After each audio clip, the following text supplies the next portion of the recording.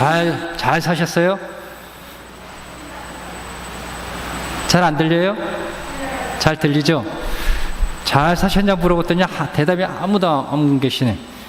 뭐 그렇게 쉽지 않겠죠. 그럼에도 불구하고 우리 그리스도인들의 어떤 장점은 지상에서 삶이 좀 힘들고 어렵고 그래도 항상 그 뭐랄까 꿈을 갖고 살아가는 I have a dream이라고 하는 이 노래도 있지 않습니까? 나에게는 꿈이 있다는 것이에요. 어떤 꿈이 있냐?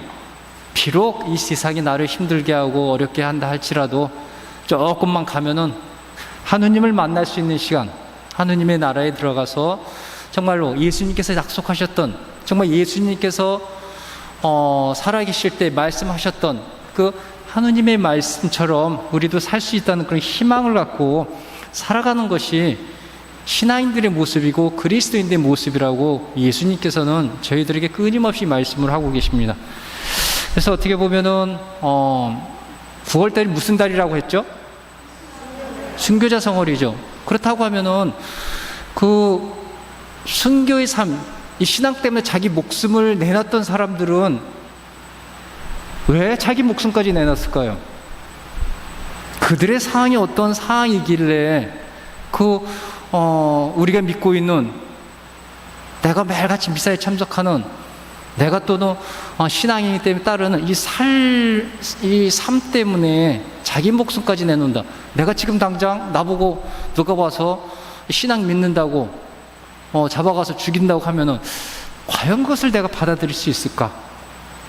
그래서 저희들이 그리스도교를 믿는 것에 대한 그 근본을 저희들이 알아야 돼요.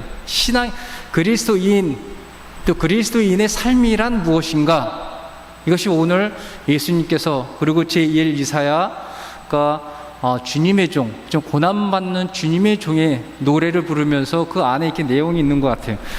이렇게 보면은 그 예수님께서 복음에서 만나는 그 부류의 사람들 이렇게 보면은 있는 사람들, 또 권력을 가지고 있는 사람들, 어떤 큰 종교 지도자들, 정치 지도자들, 뭐 왕들, 이런 사람들이 아니라 정말로 여러분들처럼 또 나이가 많으신 노약자, 이런 분들, 또 많은 병으로 인해 가지고 일상적인 삶을 살아가지 못한 이런 사람들, 또 정신적으로 그런 어떤 정상으로 어떻게 사회에 활동할 수 없는 이런 사람들, 그리고 지위적으로 너무 낮아서 어떤 사회에 들어가서 일정한 그 사회의 어떤 집단에서 살아갈 수 없는 이런 외곽으로만 돌 수밖에 없는 이런 부류의 사람들, 그들과 함께 끊임없이 같이 삶을 살아가면서 또 그들에게 하느님의 나라가 어떻다는 것을 이렇게 선포하는 모습들.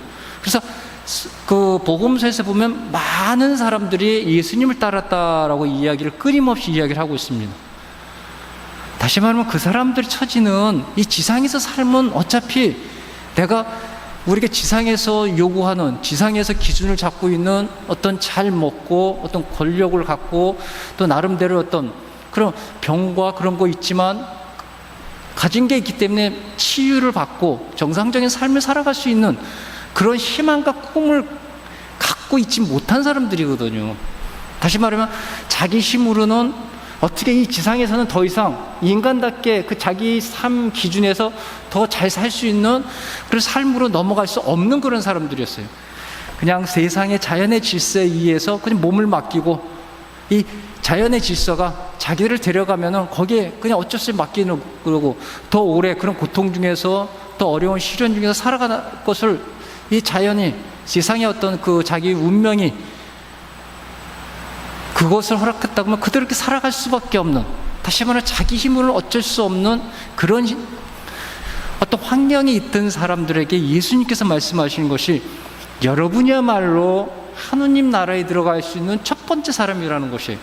비록 이 지상의 삶에서는 내가 가지고 있는 여건, 환경, 이것이 세속이 정해주는 기준에 못 미쳐서 너무나 힘들고 고통스러운 그런 삶을 살다 할지라도, 여러분의 마지막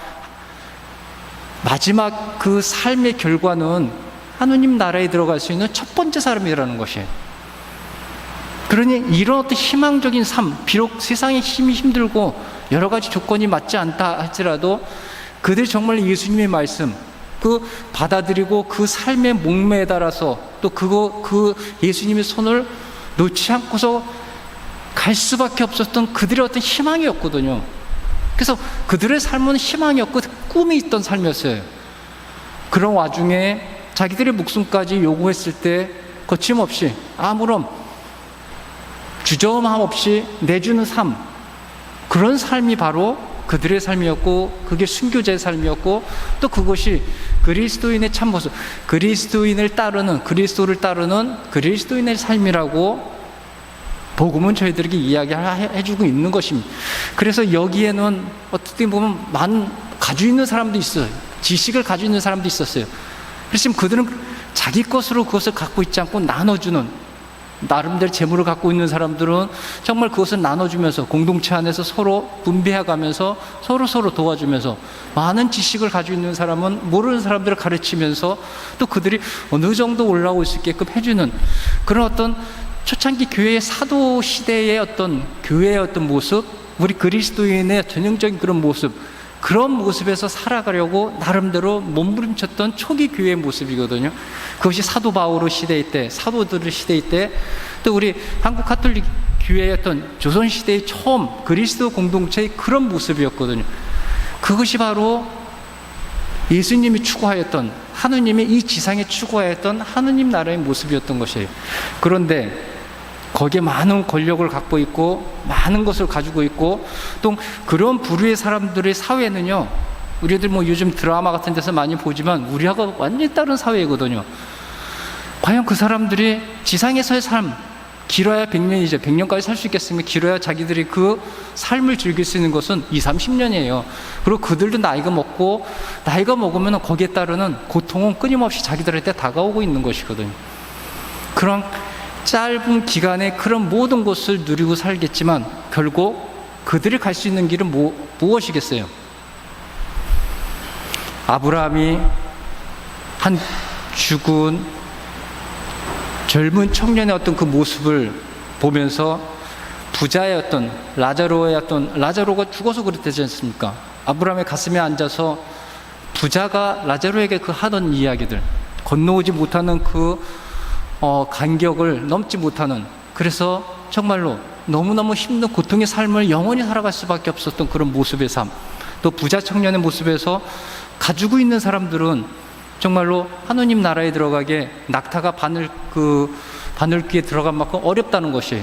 왜냐하면 그들은 그런 삶을 살았기 때문에 예수님께서 강조했던, 또 우리 그리스도 초기에 그리스도 신앙이 가졌던 없는 사람들의 그런 모습, 그것을 상상을 할 수가 없는 것이에요. 나눠줄 수가 없는 것이에요. 자기 것이 없어지고 희생하고 또 어떤 그런 사랑의 어떤 그런 모습을 그들은 모르고 있거든요.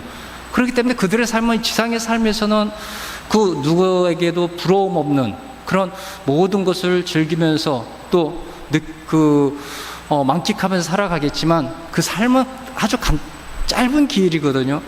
그 이후의 삶에 대해서는 생각하지 않는 그런 삶, 그것이 가장 어리석은 삶이라는 것입니다.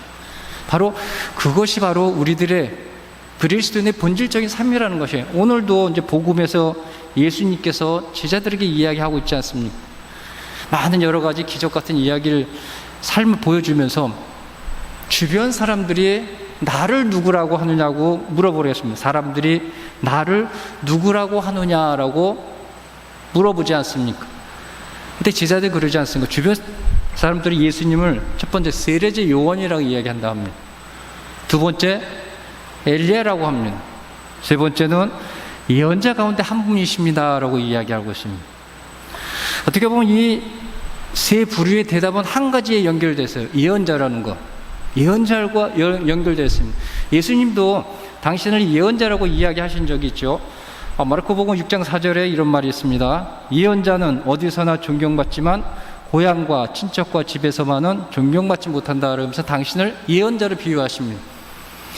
다시 말하면 오늘 나와 있는 세례자 요한과 엘리야, 또 예언자들은 마지막 날에 오실 분에 대한 나름대로의 준비, 그리고 엘리야 같은 경우에는 승천하신 한 인간으로서 다시 이 지상에 내려온다고 그랬거든요.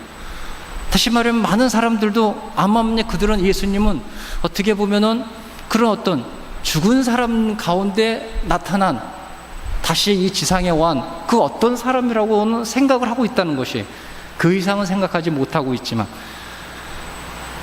그러면서 예수님께서는 제자들에게 다시 한번 묻습니다. 그렇다고 하면 그들은, 많은 사람들은 이렇게 대답을 한다고 하면은, 그럼 너희들 제자들은 나를 누구라고 하냐 그래서, 그러면 너희는 나를 누구라고 하느냐라고 묻습니다.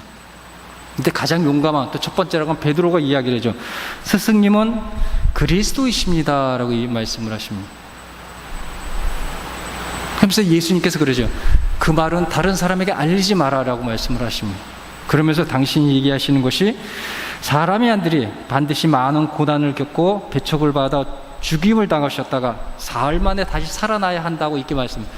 자기가 죽어야 된다는 것이에요. 이때 베드로가 그러죠. 막 난리치죠. 그러시면 안 된다고, 왜 그런 말씀을 하시냐, 왜 돌아가시냐, 막 이렇게 이야기를 합니다. 여기서 그 당시에 있었던 그리스도 메시아에 대한 어떤 그 개념을 우리가 이해를 해야 돼요. 지금도 이스라엘 민족은요, 우리 그리스도인과 일치를 못하고 있죠. 왜냐하면 그들의 구세주는 아직 안 오셨거든요. 이스라엘이 믿고 있는 그 구약을 통해서, 예언자들을 통해서, 역사를 통해서 오시려고 한 그 메시아는 이스라엘 사람들에게는 아직 오고 있지 않은 그런 모습이었어요. 왜냐하면 그들이 가지고 있었던 메시아상이라는 것은, 즉 이스라엘 민족이 약소국가이잖아요. 옆에 주변에 강대국, 에집트라든가 바빌론이라든가 아시리아라든가 페르시아라든가 로마라든가 굉장히 대강대국가의 그 사이에서 너무너무 힘든 삶을 살아갔던 민족이거든요. 그래서 그들이 믿었던 메시아는, 그리스도는 이 강대국을 다 쳐부시고 이스라엘 민족이 세상의 첫 번째가 되는 것이, 그리고 그렇게 되게끔 만드는 분이 그들의 메시아라고 생각을 했던 것이에요. 그래서 어떤 때는 그들의 어떤 메시아로서 페르시아의 그 왕을 그들의 메시아라고도 생각했고, 또 어떻게 보면은 그 당시에 최고의 권력자들을 그들의 메시아를 생각했습니다.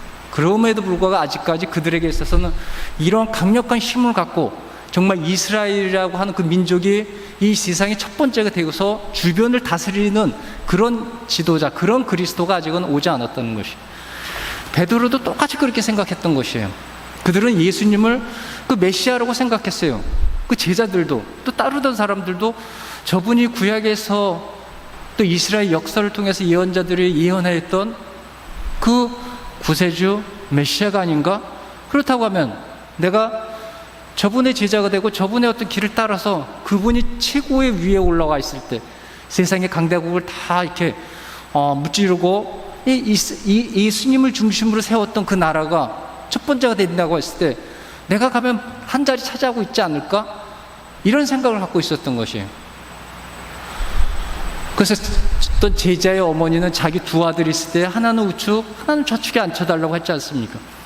그래서 그 당시에 그들 제자들조차도 예수님이, 스승님은 그리스도이십니다라고 했던 그 그리스도라고 하는 것은 어떻게 보면 황제와 같은, 왕과 같은 강력한 힘을 갖고서 이 지상을 다스릴 때 그 중에 한 부분을 나한테 달라는 것이에요. 그런데 갑자기 예수님께서 말씀하시는 것이, 나는 고난을 받고 죽어야 하고 그리고 하느님께 올라가야 된다고 하는 이런 말을 했을 때 얼마나 깜짝 놀랐겠습니까? 자기들은 모든 것을 다 버리고, 그리고 심지어 부모들, 집, 아내와 다 버리고 왔는데, 근데 결국 얘기하는 것이 자기 믿었던 그 그리스도가, 예수님이 죽음으로서 끝난다고 하는 순간 자기들의 꿈은 다 깨지는 것이었거든요. 그래서 예수님께서는 첫 번째 베드로에게 너와 같은 그런 생각을 가지고 있는 그리스도 상에 대해서 이야기하지 말라 이거예요. 다른 사람들한테. 네가 고백한 그리스도라고 하는 것은 나중에 내가 죽고 부활한 이후에, 그때서야 너희들이 깨달을 것이기 때문에 그때까지 이야기하지 말라. 네가 가지고 있는 그 개념으로 다른 사람들에게 이야기를 해서 다른 사람들이 거기에 현혹을 당하지 말게끔 하라는 것이에요. 두 번째는 예수님의 이런 것을 받아들이지 못했을 때 그 어떤 반대하는 그 모습을 보면서 사탄아라고 이 말씀을 하시면서 오늘 제1 이사야에서 말씀하시는 것이 바로 예수님의 삶이라고 구약에서는 이야기하고 있거든요.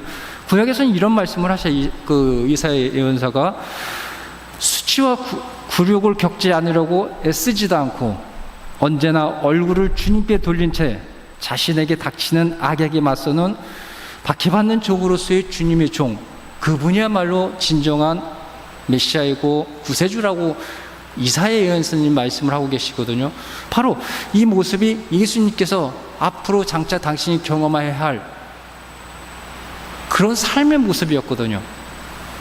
어떠한 어려움, 심지어는 자기가 겪기 힘들었던 그런 어려움을 겪으면서도, 그러면서도 자기 눈은 끊임없이 하느님께 다가가는 루카복음의 예수님처럼 자기의 그 삶의 여정을 겪어가면서 자기가 가야 할 마지막 지점인 예루살렘을 바라보면서 끊임없이 자기 삶을 걸어갔던 그런 분.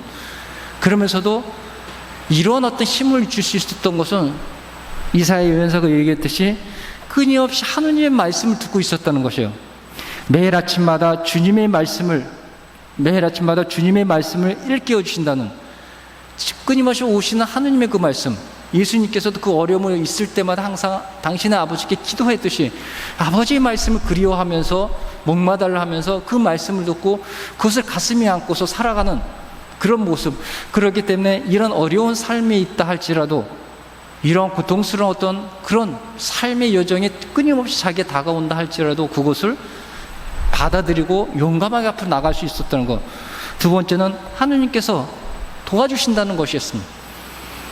내가 이런 일이 있다 할지라도 내가 무릎 꿇지 않고, 내가 그들에게 고개 숙이지 않고 그들의 말대로 살아가지 않는 그런 어떤 확실한 신념이라는 것은 바로 하느님께서 내 옆에 있다는 것이에요.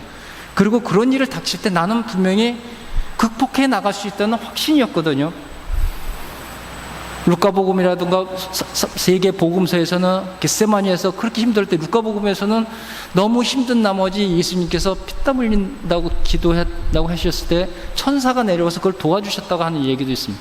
그래서 순교자들 삶들도 마지막 그 죽는 순간에 그것은 자기 힘으로는 어쩔 수 없는 것이에요.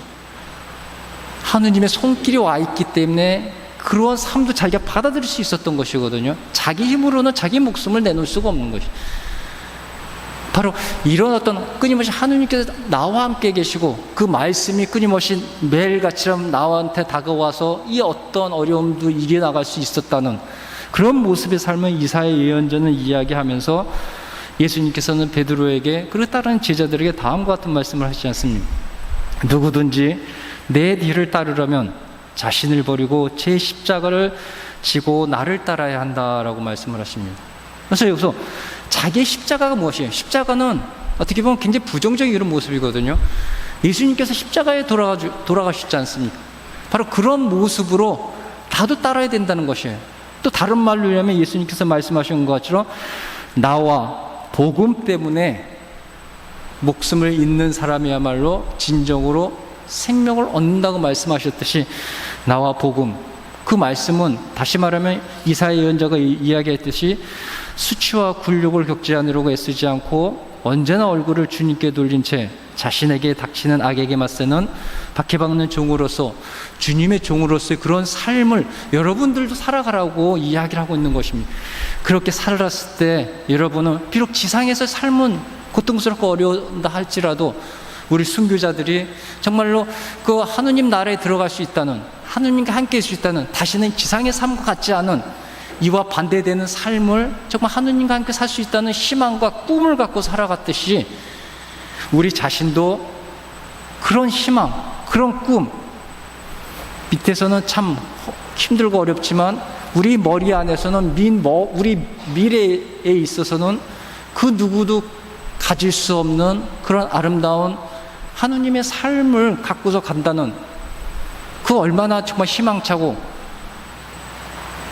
또 우리들에게 힘을 주고, 비록 내 삶이 힘들고 코로나라든가 여러 가지 경제적인 사정이 힘들다 할지라도 이것은 잠시 지나가는 순간이고 이 이후에는 나에게 있어서는 이 지상에서 누리지 못했던, 그리고 내가 항상 부럽게 생각했던 지상의 사람들의 어떤 그 높은 수준의 삶을 살았던 그 사람들이 나를 보고서 부러워할 것이, 부자 청년이 라자로의 어떤 그런 마지막 하느님 나라에서 부러워하고 손을 내밀고 끊임없이 도움을 청했듯이 그들이 나에게 도움을 청할 수 있는 그런 삶이 내 앞에 놓여 있다고 생각하셨을 때 우리의 이러한 삶은 기쁜 삶이 될 것이고 우리 그리스도인의 삶은 진정으로 행복한 삶으로서 계속 이어질 수 있다는 그런 내적인 강한 힘을 갖고서 살아갈 수 있다는 것이 어떻게 보면 오늘 복음이 저희들에게 가르쳐주는, 그리고 9월 순교의 성월이 우리 모든 그리스도인들에게 주는 교훈의 말씀이 아닌가.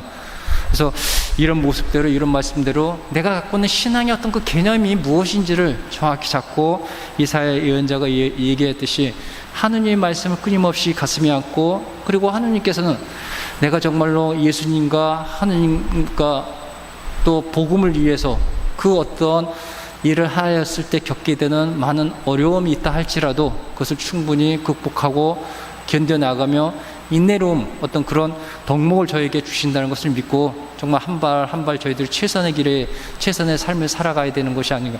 이것이 제가 항상 강조하는 천상의 사람으로서 이 지상에서 살아가는 방법, 천상의 사람으로서 구로 삼동이라고 하는 이 지역에 살아가는 그런 모습이 아닐까요?